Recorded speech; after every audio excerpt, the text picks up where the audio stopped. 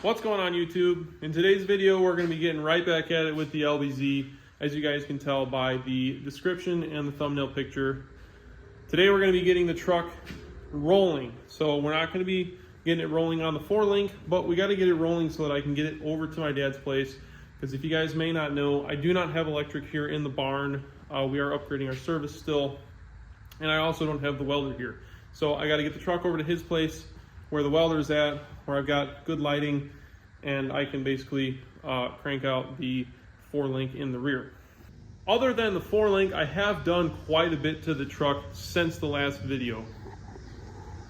As you guys can see, we got basically the entire front suspension mocked up. None of this stuff is tight yet, but I swapped over the top mounts of the coilovers so that they are a rubber bushing style. Now, this isn't going to stay. I'm actually going to have some custom mounts built, or bushings built, some bigger aluminum wafers rather than these rubbers, because I know for a fact these are not going to hold up very well. Once those are done, that's going to get put on the truck on final assembly. As far as making these coilovers clear, I had to cut the bump stops off, which I will show you guys over here. So these are the bump stop mounts for both sides of the truck. They're not too hard to cut off. Basically, you're gonna just cut the welds off, and then I just smacked it with a hammer until it came out. Now, those bump stops basically keep the upper control arm from falling too far down. Now what we're gonna have to do is weld up some limiting straps, or I think Flight Fab actually makes a limiting strap kit for these trucks, and we're gonna have to utilize it in order to keep the truck from basically pulling the entire coilover apart when it is at full droop. And then on the driver's side, as you guys can see, I have most of the wiring ran, as well as the brake lines. A lot of these lines are not going to be staying because we did do an ABS module delete. These two lines are going to have to be tied together. Have not gotten the fitting for that yet. I just kind of mocked it up a little bit. The tank has been installed in the rear of the truck with our new sending unit.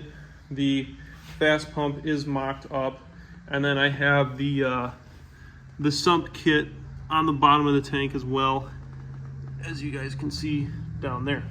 So we'll be running the fuel lines later on, not the priority at the moment. And then, as you guys can also see, the engine is in the truck as well. I don't have the turbo on it because Brandon is actually borrowing the turbo in his green truck, as his has blown up.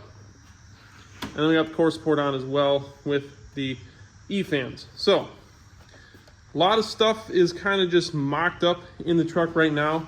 What I want to do is get some of this stuff bolted up, like the this lower cross member here, so that the pan can rest on the cross member rather than the jack.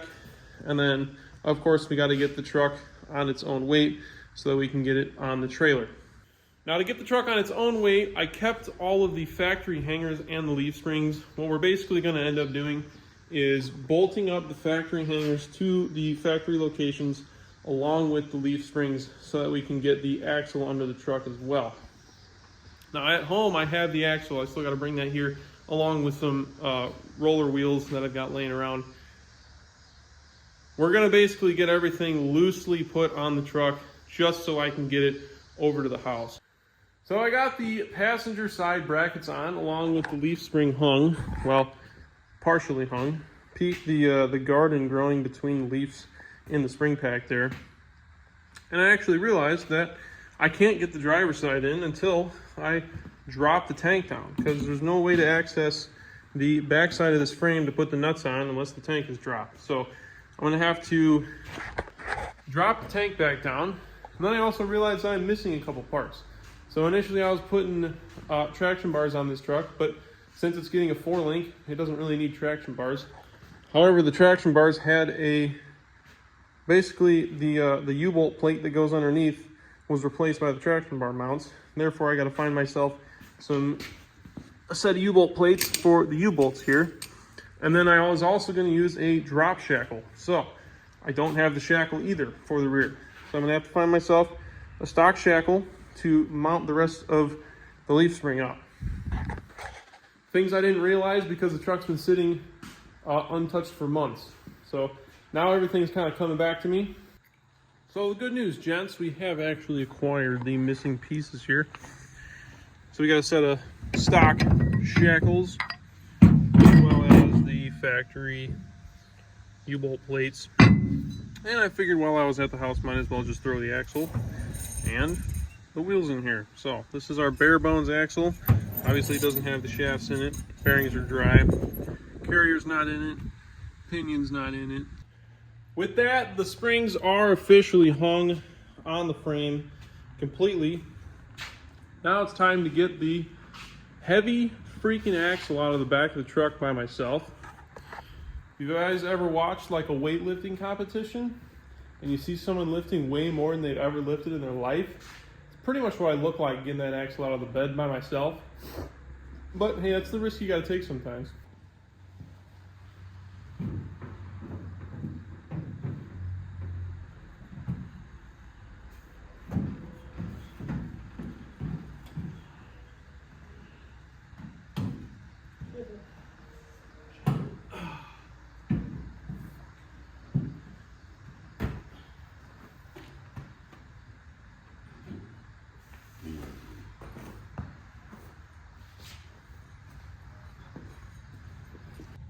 All right, with the axle out of the bed, now we can finally bolt up this cross member under the engine, remove this jack from under the oil pan, and then we'll be able to lift this axle up to the leaf springs so that we can bolt the axle up to the suspension, throw some wheels on it, and then it'll basically be ready to load up on the trailer.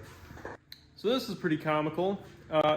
Earlier, as I was deciding to not use the overload springs in the leaf pack, back when I was still going to use leaf springs under the truck, I ended up just throwing them away, not thinking that I would need them.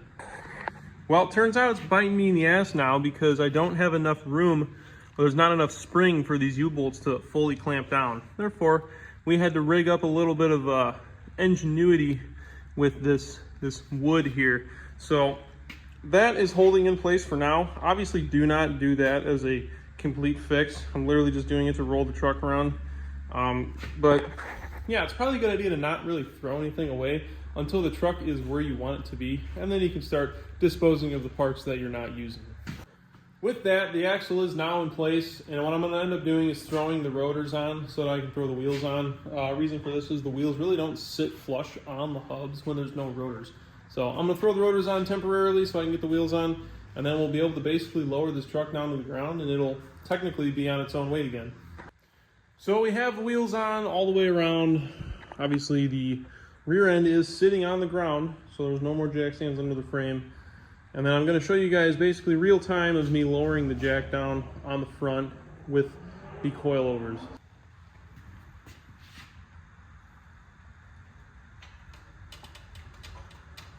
Oh yeah, that had quite a bit of drop.